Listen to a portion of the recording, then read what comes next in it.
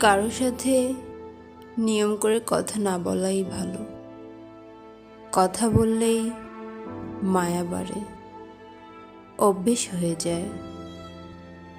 তারপর যখন একটা সময় কথা বলা বন্ধ হয়ে যায়, তখন দম বন্ধ লাগে।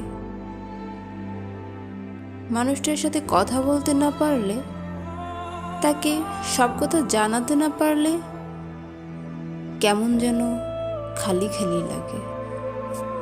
বুকের মাঝে তীব্র ব্যথা অনুভব হয়। মনে হয় দমটা যেন এখনই বের হয়ে যাবে। এই অনুভূতিটা ভীষণ বাজে, বড্ড যন্ত্রণাদায়ক।